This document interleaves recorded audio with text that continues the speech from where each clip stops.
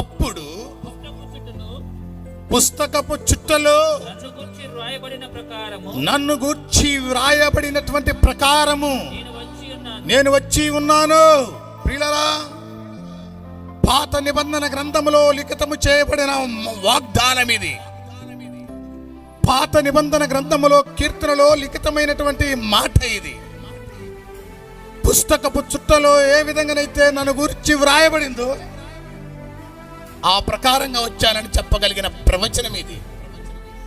దీనికి ఆన్సర్ మనం ఏమైనా చూడగలిగితే హెబ్రీయులకు రాసినటువంటి పత్రిక 10వ అధ్యాయం 7వ వచనంలో అపోస్తలుడైన పౌలు మరొకసారి దీన్ని పరిశుద్ధాత్మతో నింపబడిన వాడై జ్ఞాపకం చేసేటువంటి మాటగా మనం చూస్తాం. చూడండి, ఎక్కడో కీర్తనలో రాయబడినటువంటి మాటని అపోస్తలుడైనటువంటి పౌలు పరిశుద్ధాత్మతో నింపబడిన వాడై మరొకసారి ఆ మాటను ఇక్కడ జ్ఞాపకం చేస్తూ ఉన్నాడు. అప్పుడు పుస్తకపు చుట్టలో గ్రంథములో నన్ను గురించి వ్రాయబడిన ప్రకారము దేవా నీ చిత్తము నెరవేర్చుటకు ఇదిగో నేను వచ్చి ఉన్నానని అంటిని. ఆ 10వ వచనం చూడు. యేసుక్రీస్తు యొక్క శరీరము ఒక్కసారియే అర్పింపబడుట చేత గట్టిగా చప్పట్లు కొట్టి దేవుని నామాన్ని మేము పరిచిదాం. ఆ చిత్తమును బట్టి గట్టిగా చప్పట్లు కొడతావా?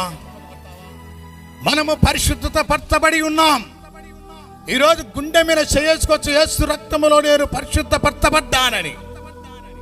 కూర్చున్న నీవు దేవుని నామములో తండ్రి యొక్కయు కుమారుని యొక్కయు యేసుక్రీస్తు యొక్కయు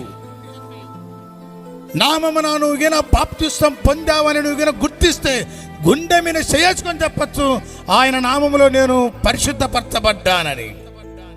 అంత మాత్రమే కాదు, ప్రపంచ వ్యవస్థలో దొంగలకు, లోభులకు, వ్యభిచారులకు, క్రూరులకు, ప్రియుల నరహంతకులకు రక్షణ కలగ చేయటానికి వచ్చి పరిశుద్ధనివ్వడానికి యేసుక్రీస్తు వారి లోకానికి వచ్చాడని గుండె మీద చేయించుకొని చెప్పచ్చు మనం.